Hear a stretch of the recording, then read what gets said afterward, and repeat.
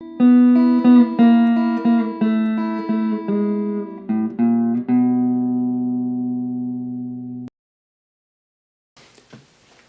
today I'm going to talk about Mayday from Game Designers Workshop, GDW in 1978. It says it's a complete science fiction game, starships, attacks and escapes. It's a Series 120 game, meaning it can be played in 2 hours. It's 2 players, 12 to adult. And the game ties into the Traveler universe, so it can be used as a kind of supporting module for that, and it uses a variant of the starships rules presented in Traveler. First of all, the cover art is very basic. Obviously, there's also the version I have is it's just in a plastic sleeve. There's also a box version, but the art is the same for that. Often GDW's got like black and white with one color, and it's fine, but it's just very basic art. The package is approximately 8.5 by 11. Design credits: designed by Mark Miller, who obviously designed many other classic and innovative games.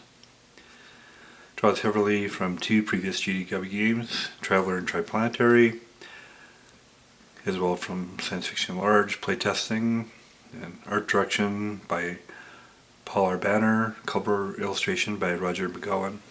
A little bit of background. From the depths of interplanetary space, the faint message is received by local monitoring stations, repeating a position in a single word: Mayday. Mayday is a science fiction game of small spacecraft in danger, distress, and combat, using realistic vector movement and training in combat situations. It's a game in its own right, but it also serves as a supplement to Traveler, GW's role-playing game. Specifically, Book 2 of Traveler details resolution of starship combat. Mayday usually utilizes many of the same concepts, in a board game with hex and map and ticket counters. Thus, in addition to the scenarios prior to this game, many adventures in Traveler can also be played out. So the entire Traveler universe can be viewed as a background for this, which is nice.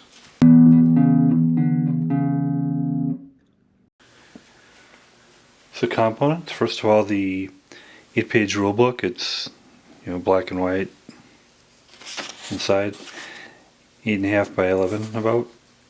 And then since it's my version is a sleeve game, it doesn't have dice. The box version does have a dice.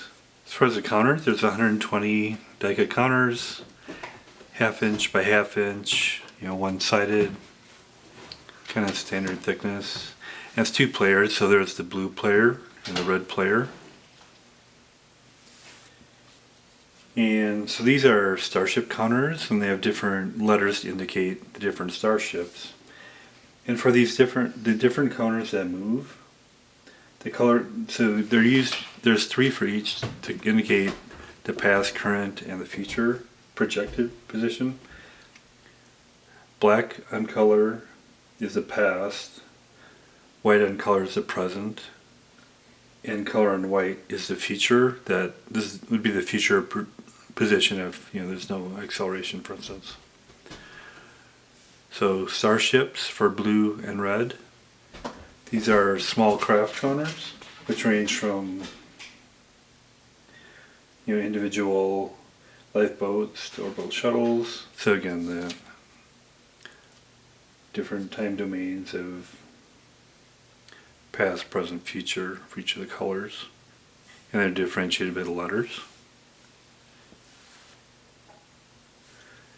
These are missile counters, again for the different periods of time each, differentiated by numbers for the 2 different colors.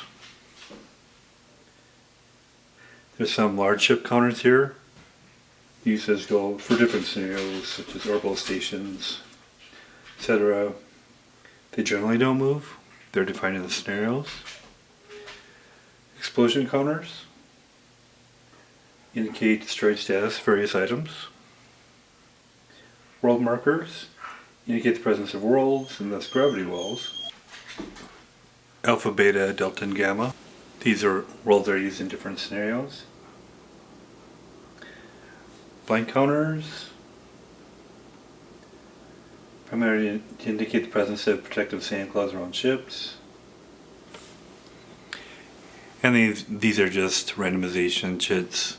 Since the sleeve game doesn't have dice, this is just for dice. And the map. So there's 4 of these different sections. Then you place them as to find different scenarios. And then if things start going off map, you can extend the map, etc. It's a hex system, of course. And each game turn represents elapsed time of approximately 100 minutes. Each map hexagon represents a distance of 1 light second, which is 186,320 miles. In the game there's thrust, which is equivalent to a G factor, equivalent to 1 Earth gravity, or 1 G. And the units represent individual ships and missiles rather than fleets, for instance.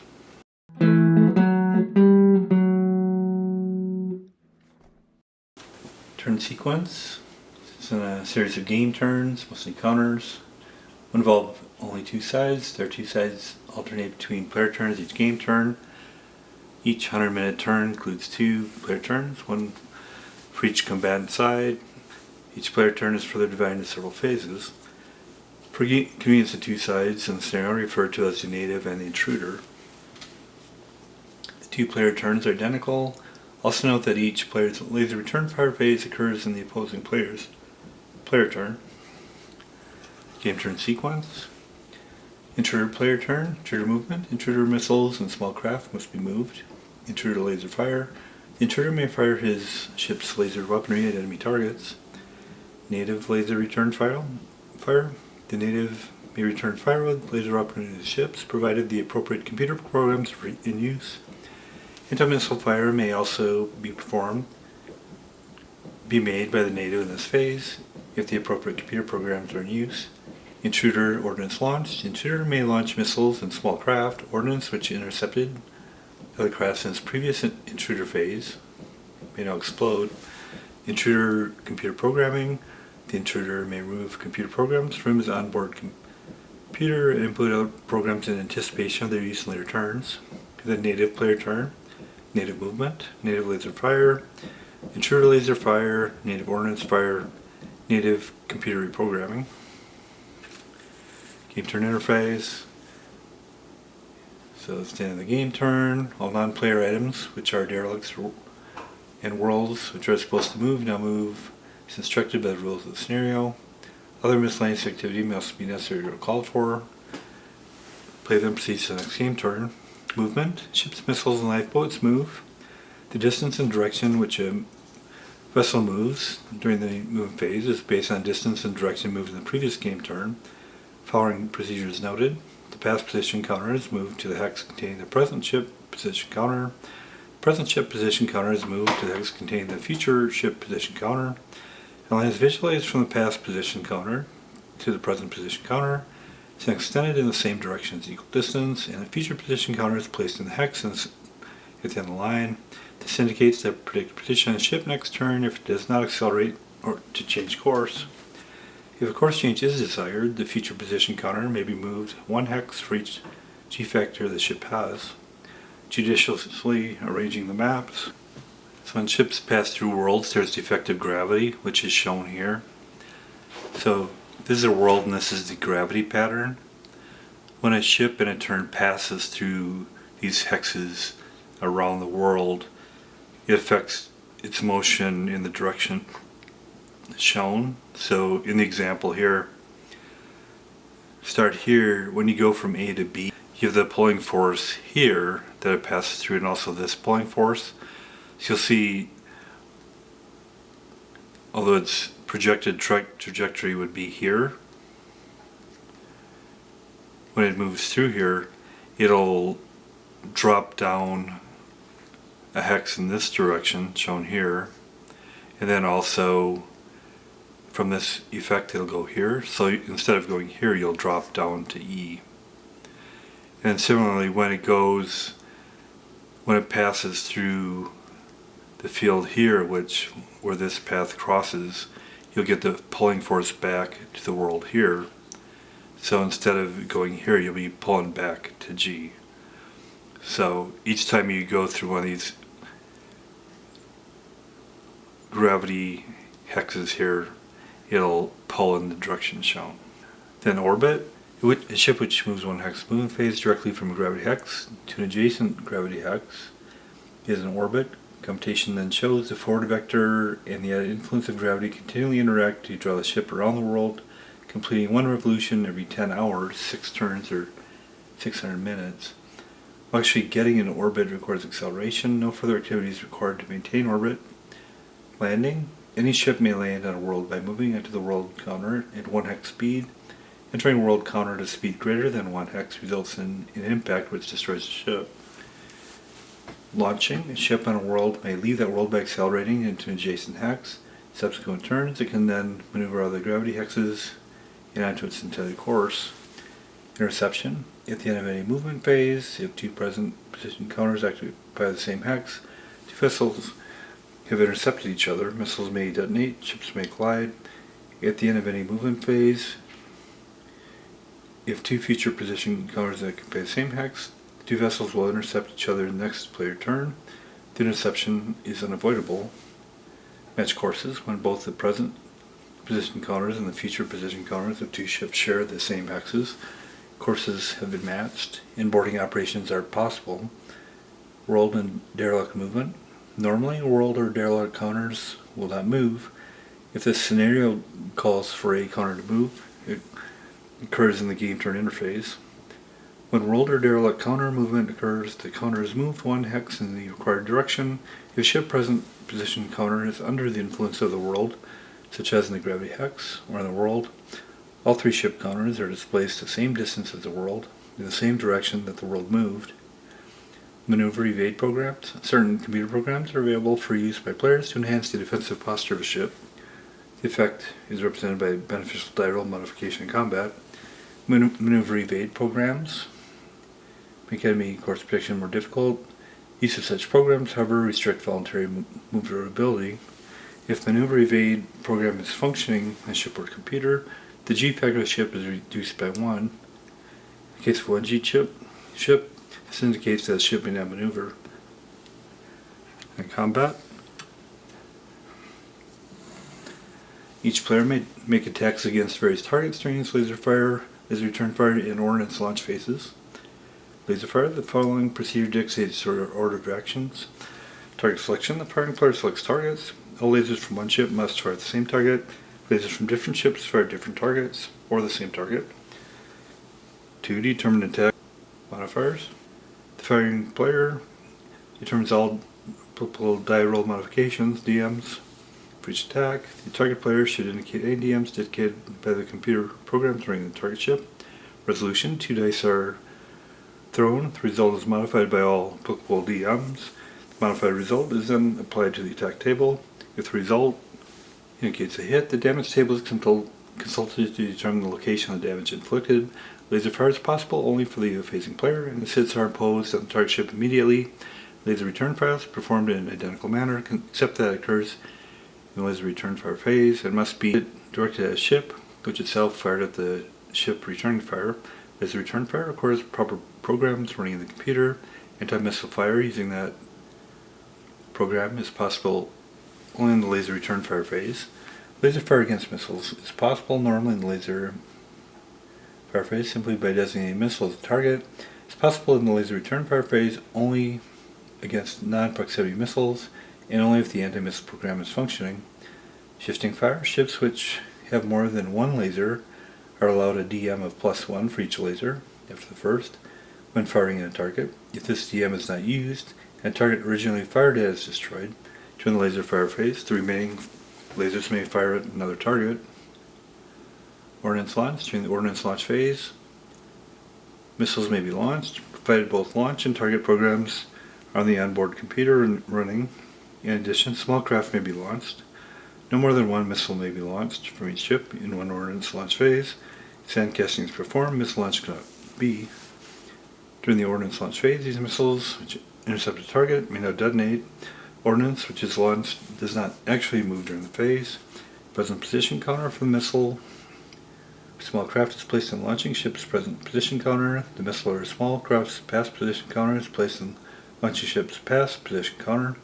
The ordnance's future position counter is initially placed in launching ship's future position, then altered to indicate any initial maneuver by the ordnance. Missile detonation. Ordnance which intercepts the target in the movement phase does not detonate until the ordnance launch phase, after surviving any missile fire which may occur in the laser return fire phase. When a missile detonates, DMs are computed on the basis of missile type, securing and protection, and protective computer programs in the target ship. 2 dice rolled, and the result modified by the DMs. The attack table is then consulted. If a hit is obtained, the damage table is consulted twice for proximity missiles and 3 times for contact detonation missiles.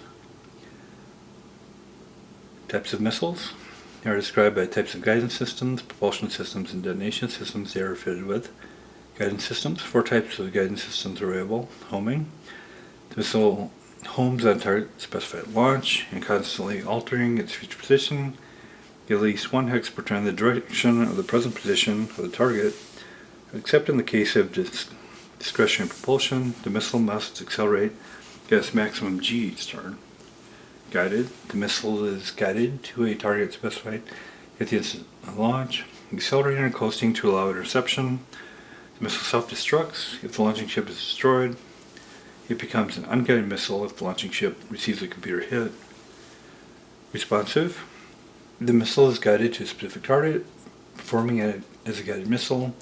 The specified target may be designated at any time. It may be changed at any time and any number of times. Unguided, the missile is launched and continues on a straight line course without any direction change except as dictated by gravity. Discretionary or limited acceleration if the point of launch is not possible. Constant acceleration would occur normally. 4 types of propulsion systems are available. Constant, the missile is set at an acceleration level, 1G, 2G, etc., within its range and alters its future position by the value in each turn by movement. The acceleration must be constant and must be all in the same direction in a single turn. The guidance system could allow changing the direction of acceleration in successive turns. Limited, the missile is allowed a specific number of hexes, location change for future position. This value may be applied in increments. 1 or more hexes change future position, counter per turn. When the allowance is consumed, the missile may not change course. Discretionary, the missile may be maneuvered in the same manner as a ship, provided its G factor is not exceeded. Unpowered, the missile may not accelerate. This mode of protection is suicidal unless the missile has a detonation system of command or intelligent. Detonation systems. 4 types of detonation systems are possible. Contact, the missile detonates when it intercepts any other present position counter and inflicts triple damage on target. Proximity, the missile detonates when it contacts any other present position counter and inflicts double damage on target. Proximity missiles are not vulnerable to anti-missile fire. Intelligence, the missile ignores all counters. Detonate only when intercepting its designated target. Intelligent detonation systems are considered to be contact types. Command, the missile detonates upon command from the launching ship. Detonation may be designated either contact or proximity at the time of interception. Unless otherwise known, a standard missile is of the homing type, with limited acceleration, 6G6, and contact detonation. Sandcasting. Ships equipped with sandcasters may launch clouds of obscuring crystal sand, which will interfere with laser fire and small weapons such as missiles. Sand may be launched from the ordnance launch phase. During the ordnance launch phase, provided missiles are not also launched, the launch program must be functioning. Mark the launching ship, present position counter, with a blank white counter. For as long as the ship does not change course, the counter remains in place, indicating that a cloud of sand surrounds the ship. Effects: sand hinders laser fire. Incoming laser fire is subject to a die modification -3. Outgoing laser fire to DM -1. Sand affects incoming missiles slightly. Intercepting missiles are subject to DM of -1. In the attack table, if the target is in a sand cloud. Dispersal: sand cloud remains in place for as long as the ship does not change course. Dissipates when the ship does alter course. An unlimited number of sand shots are available to each ship which can fire sand. Sand may only be launched to protect the launching ship. Combat results. Combat results table indicates the number of laser missile hits. Any negligible. Targets unaffected. Weaponry. All weaponry has been disabled and may no longer function. If the computer is still operational, missiles previously launched may still be controlled in flight. Computer. The computer has been rendered non-functional. Laser weaponry may be fired manually. Missiles or sand cannot be launched or controlled. The ship may be maneuvered manually if necessary. Manual maneuver allows 1G maneuver every other turn. M drive, the ship may not change course. And computer programs for auto evade, maneuver, and maneuver will not function. J drive, the ship cannot jump to hyperspace. Detonate, the warhead of the missile has been hit. The missile has detonated and is no longer functional. Any ship which receives at least 4 hits in a single player turn has been destroyed. A hit is a consultation of the damage table. Laser hits count as 1, while proximity missile hits count as 2. Contact missile hits count as 3. The wreckage of the ship. The present position is marked with an explosion counter to indicate its status. The wreckage continues to move along its indicated course, but may not alter course or fire weapons. All individuals aboard the vessel are killed by the combat effects. Computer programming. The computer is especially used to enhance weapons fire and defense activity. It also transmits control impulses for the maneuver and jump drives and conducts the routine operation of all ship systems. 2 forms of this rule are possible: the simplified form and the optional extended form. The simplified computer rule. Any activity may be performed without regard to computer program requirements. The size of the ship's computer is used as an tactile roll modifier for lasers. Computer model 1 gives DM +1, and defense Darrow modifier when intact. Computer model 2 gives a DM of -2, for instance. By lasers, DMs for range and effects manual control and anti-missile fire still apply, but no others do. The simplified rule allows concentration on movement in basic combat. Then the extended computer rule. Computer models have different storage and processing capabilities. See, it's a little bit dated here, of course. As listed on the computer models list, all programs in CPU are processed simultaneously in phase. These programs in storage, those programs in storage are available for cycling in CPU only at the end of any phase, replacing those in CPU. Computer models. So there's a 1 BS, 2 BS, 3 with different CPU and storage capabilities.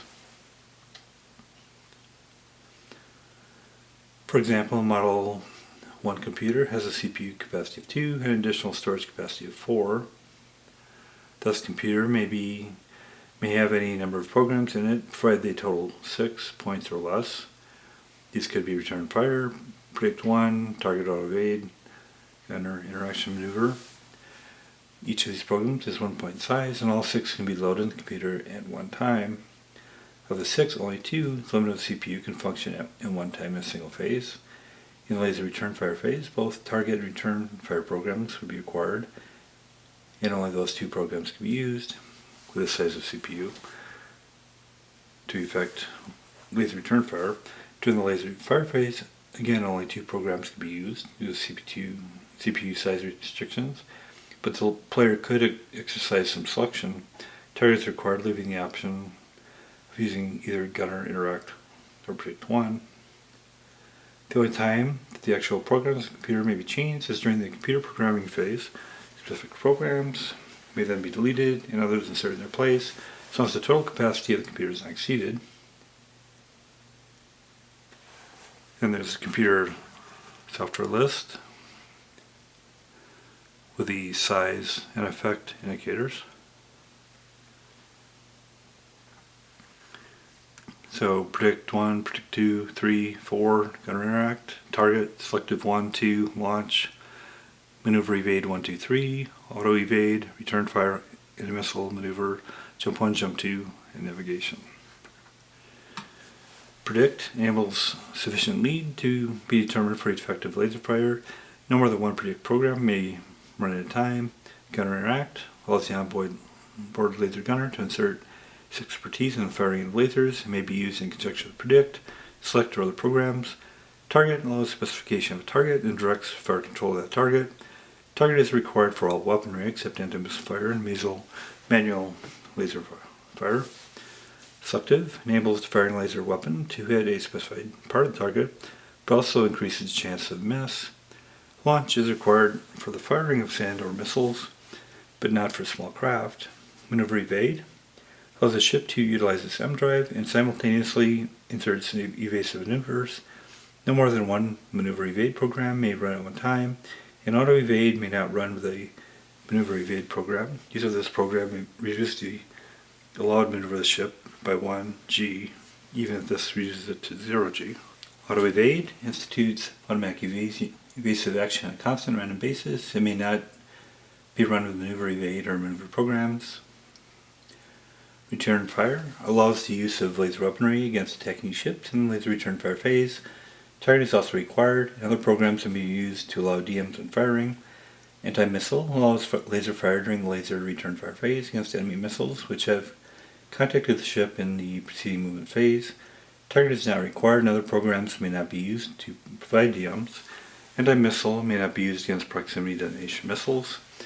Maneuver enables the M drive to be controlled by the pilot, and for the future position of the ship to be altered during the movement phase. Jump allows the J drive to function, making possible long-distance hyperspace jumps. Use of the jump programs also requires the simultaneous running of the navigation program. Use of a jump program will allow a ship to exit the map from any hex at least 40 hexes from a world marker. It then spends a week in hyperspace while traveling to another star system. Effectively, the ship is in damage, but it's also at the game, and then of course this could be used to, for different traveler scenarios, of course. Navigation creates the proper flight plans for use with the J drive. Program interaction. Players must carefully monitor their use of programs. The total actually functioning at one time may not exceed the CPU capacity.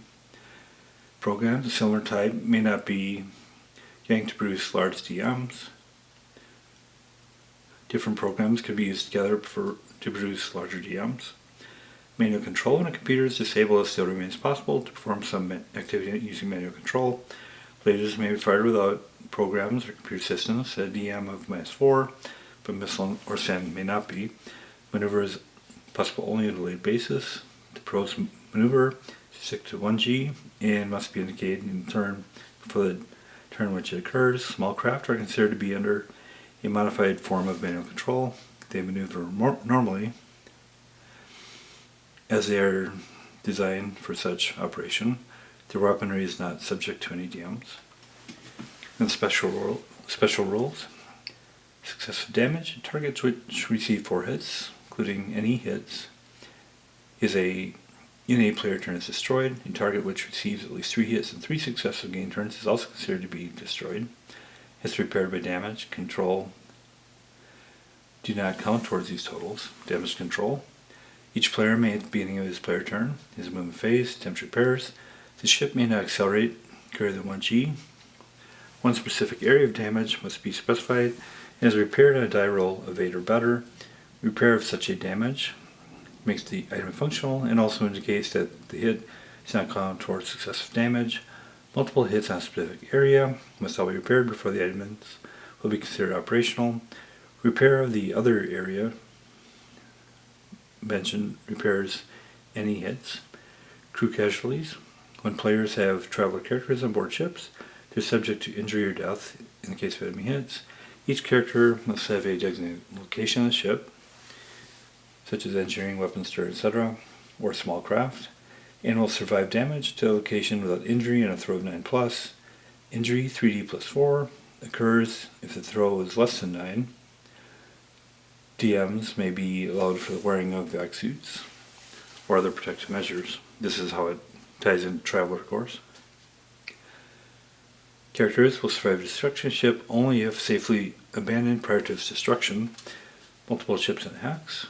Each ship, small craft or missile hex, must be attacked separately. Thus lifeboats or other small craft may be used to abandon ship. Small craft has identical past, present, and future position as parent ship. Of course, small craft remain vulnerable to enemy laser fire. Responsive missiles could be redesignated against a small craft by the enemy. Falling ships are available and may be used in scenarios. The data below indicate ship size, G factor, computer weaponry, ship's vehicles, and available computer programs. So Go through a few examples. Scout is a 110 starship, 2 Gs, model 1 BIS, 1 laser, 1 missile launcher, 1 lifeboat. Then programs of L, T, P2, M1, RF, AM, M, J1, J2, and N. And then Courier, without going into detail of programs and weapons. 110 starship, 2G, model 1 BIS. Escort, 110 starship, 100-ton starship, 2G, model 1 BIS. Free Trader, 200-ton starship, 1G, model 1. Yacht, 200-ton starship, 1G, model 1 BIS. Transport, 400-ton starship, 1G, model 1. Our Merchant, 400-ton starship, 1G, model 2. Destroyer, 400-ton starship, 2G, model 2 BIS. Colonial Cruiser, 800-ton starship, 2G, model 3. Then with a lot of weapons. Corsair, 400-ton starship, 2G, model 2. 2 lasers, 1 missile launcher, 1 Pinnock. Program, all. Flying small craft are included on certain ships and may appear separately, or without computers, and may not use the various programs. Data below indicates model, G factor, and total axis course change and weaponry. So there's the lifeboat, 1 G5, no weaponry. Ship's boat, Pinnock, cutter, shuttle, fighter, which is a 4 G12, 1 laser. G factor, the acceleration or G factor for vessel is expressed as an indication of maximum acceleration from the movement phase and maximum total acceleration allowed before fuel exhaustion. Thus 1 G5 indicates the maximum course change of 1 hex and a total course change of 5 hexes. Ships have unlimited fuel and thus show G factors limiting only course change. Then there's standard game scenarios here too, but of course players can come up with their own scenarios and tie it into the travel or universe the way they want with their own scenarios. Some of the scenarios shown here, standard missiles are used unless otherwise noted. There's a Grand Prix, introduction to movement, place 4 maps end to end and locate 1 world counter in each map. Each player receives 1 yacht. They'll be getting Alpha, the first player to land in each of the other 3 worlds, and then return to Alpha as the winner. In the optional rule, the players can use weaponry. Smuggling, place the 4 maps end to end with a world center in each map. The native receives 2 cutters, which must stop and board all incoming ships for customs inspection. The intruder receives 1 free trader, with which to transport any illegal cargo to the world's surface. Piracy, place the 4 maps end to end with worlds on the other 2 maps. The native receives 1 free trader carrying a pressure cargo from one world to the other. The intruder receives 1 Corsair, with which to capture the cargo by matching course and boarding. Corsair must remain on at least 5 hexes from each world, or the local law enforcement authorities are provoked. The native then receives 1 scout as assistance. For the Derelict, place the 4 maps together with Alpha on 1 sheet and Derelict counter diagonally opposite. Battle damaged colonial cruisers drift in space and is likely salvage prospect.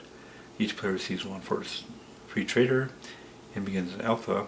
Upon reaching the ship, an attempt may be made to repair the 3 M drive and 3 weapon hits on the ship and return it to Alpha. Number 5, battle action.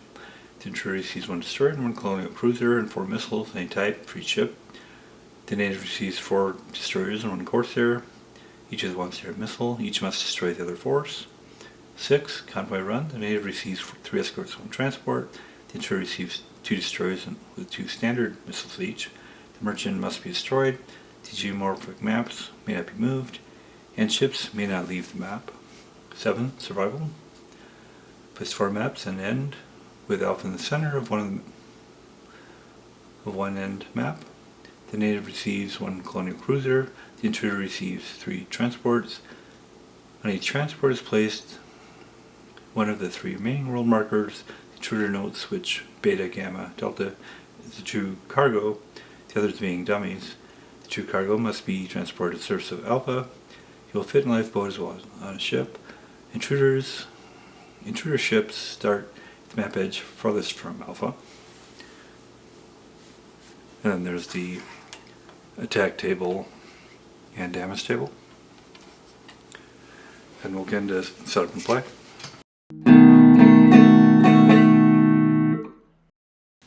So for setup and play, I'm going to make my own scenario, which is kind of a combination of the standard ones. First of all, set up the 4 boards to the orientation and connection that works for me.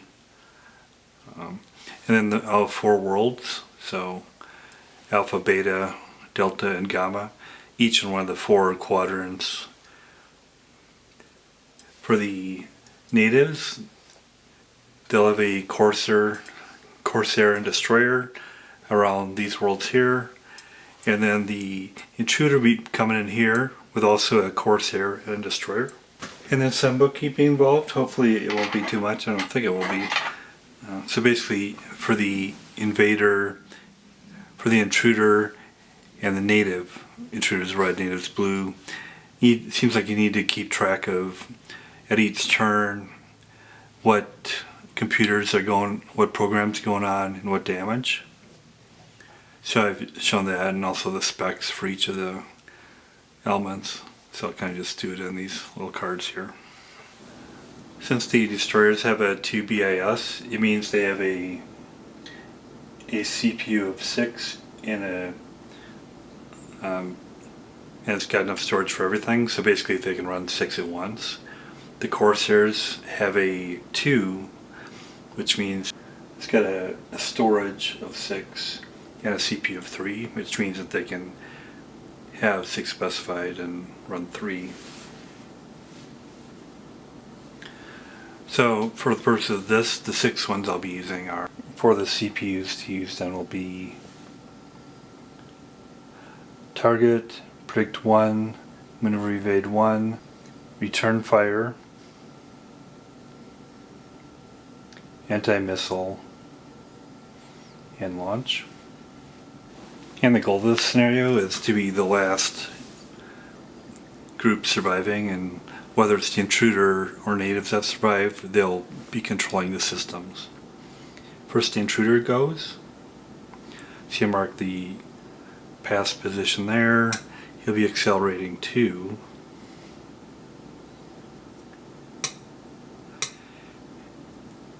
And likewise he'll accelerate 2. Then you indicate the projected future position. Next time he might move to avoid that gravity well there. So laser fire is a -1 for each hex distance, so they're too far away for laser fire or return fire. So we won't be doing any of that. He won't launch any missiles quite yet, and he'll stick with his programs. And then native movement, again then marking their position. Obviously he doesn't want to run into the planet, he wants to avoid the gravity well, but he wants to get there quickly too, so he'll go 1, 2, and then his future position would be here.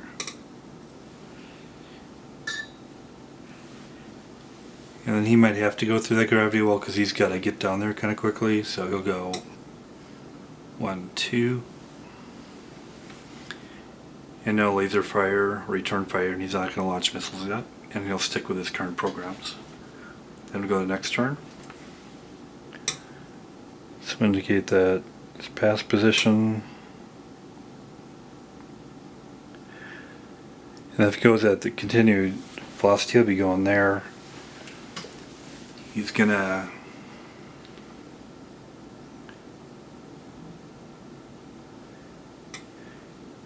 accelerate 2, so he'll go 1, 2, and then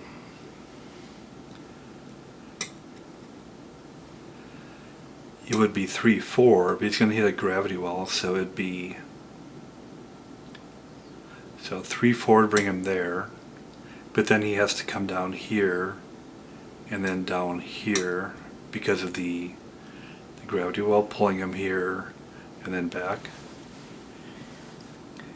And then he'll be going, he'll have to accelerate 1, so he'll go here, then 1 more. So since he's moved 3, go up here. And then the future position counter is affected, since the, it's pulled forward a little bit and dropped down a little bit. The forward position then is located up here, consistent with where it got there. And then he's gonna, the Corsair can't launch a missile yet, so far out, but also they don't have that program loaded yet for target and launch. But the destroyer can use, all of those. So he's gonna launch a missile. To do that, he'll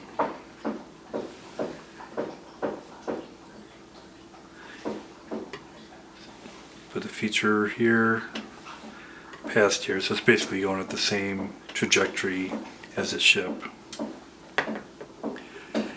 And then changing programs. Yeah, the Corsair, so that he can launch missiles next time, is going to change it to, change his programs to return fire, target, and launch. And then the natives will go. So they'll put their pass position marker there. So he knows where he's starting out. He's going to accelerate one more, so he's going to move up 2 here, move up 3. So 1, 2, 3. And then his feature will be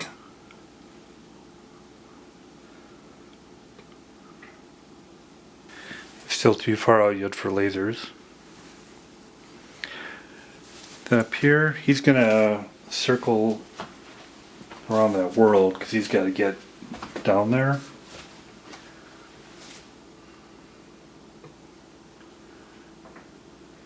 So his plan is to go 1, 2, 3, 4, because he's going to accelerate 2. And by doing that, so he'll go 1, 2, 3, 4, but when he's here, it pulls him back that direction, so he's here.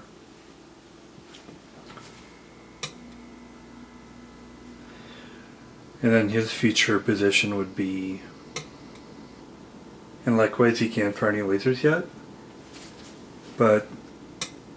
and he doesn't have launch missiles programmed yet, but the destroyer can fire a missile, and he'll do that, indicating that by putting his positions matching the ship. And then changing programs. So destroyer is all the programs, but the native will change to return fire, thrust, and launch. And then we'll get into turn 3. So this movement, he's going to accelerate a couple, so this is where his initial position is. He can accelerate 2, so he'll do that. So he'd go 1, 2, 3, and then add 2 more here. And then his projected future position would be here.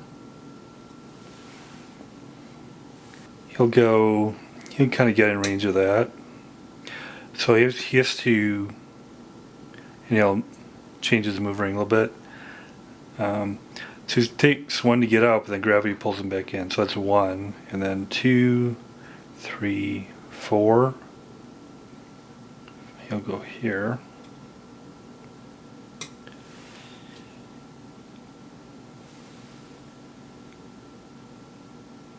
He'll have the missile move a little bit separated from him.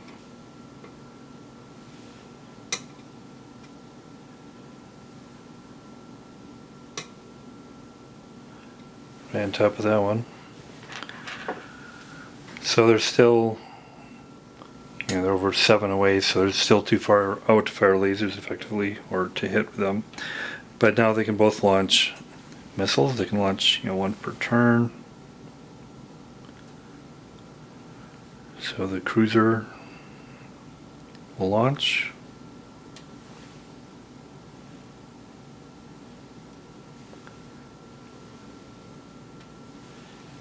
Destroyer will launch.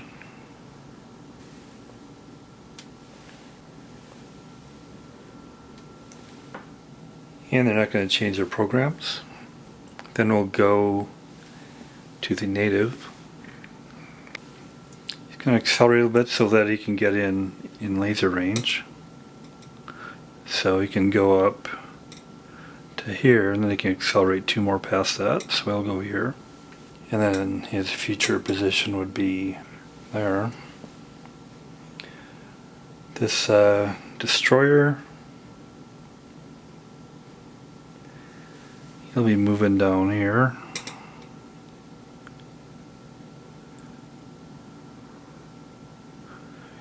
Can accelerate 2 more. He'll go here, and he'll have his missile go there. So I'm looking at this Corsair firing laser at that one. So then you do the modifiers. So this is to hit distances 1, 2, 3. So you take -1 for the distance. So you take the roll -3, and then you adjust for other items on here. So he has the programs of turn fire, target, and launch, as well as the corresponding. So the turn fire gives a -1 from the defender there. So it's -3, -1, so -4, 2, so of course we didn't get there. We needed to get a total of 7, so it was unsuccessful. Destroyer here, so he's got fire, laser fire 1, 2, 3, 4, so -4 for the distance. And as far as the modifiers he has, they both have return fire, so that's a -1. He's got predict 1, so he's up to -4. He's got maneuver evade. On the defender, he's got maneuver evade, so it's at -5 again. 10, -5, 5, nope, misses. And then laser return fire from the attacker, from the defender, 7. And then with the modifier, he misses that as well from the distance, etc. And return fire, 7, with a modifier of like -5, misses again. So none of those battles were successful. Then he's not going to be launching any missiles this time. He's waiting for the other ones to come in. And then we'll move up to the next turn. So he's moving. He's got a chance of overshooting, since that's his project position, but he'll decelerate by 2, which gets him here and allows his missile to land and target here. So it didn't overshoot too bad. And then down here, maybe he'll be able to decelerate. So if it goes here, he can decelerate to land on him here.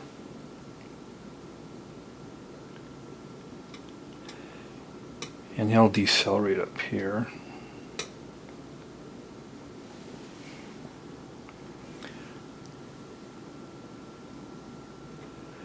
And this missile will land about there. And it'll resolve that combat. So first of all, the Corsair against the other Corsair, distance of 1. Looking at the attack table here. Some modifiers. It's got return fire, target and launch.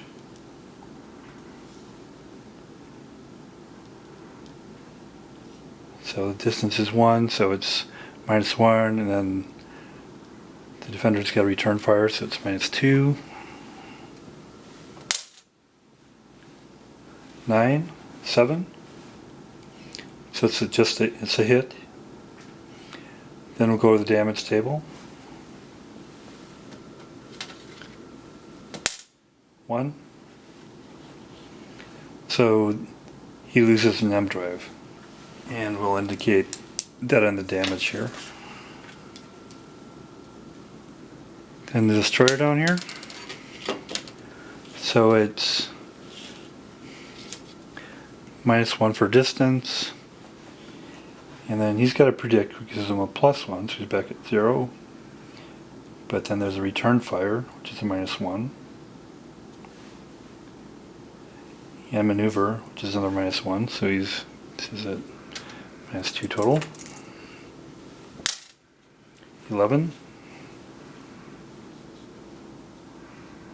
Down to 9. Hit. 4.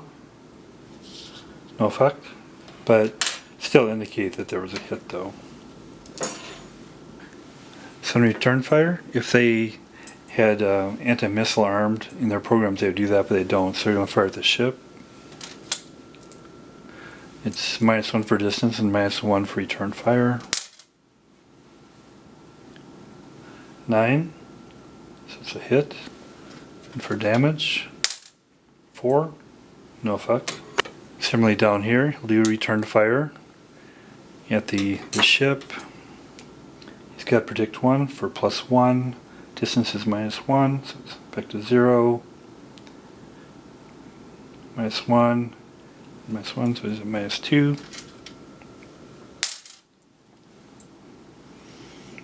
8.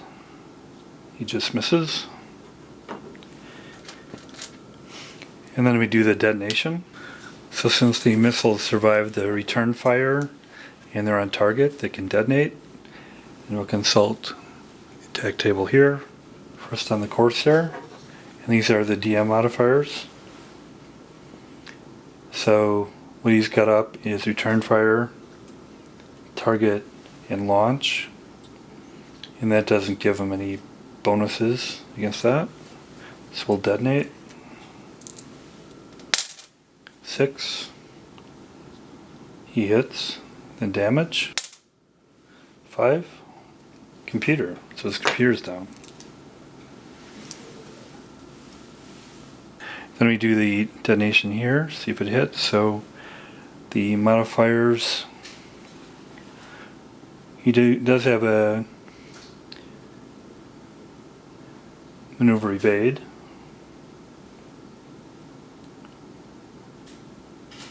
So that gives him a -1. 6. -1, he still hits. So then damage. 1. He hits the M drive.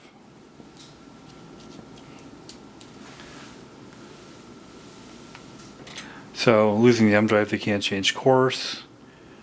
And then losing the computer, they'll have to consider doing some manual operations. Hopefully that gives you a sense of how it plays.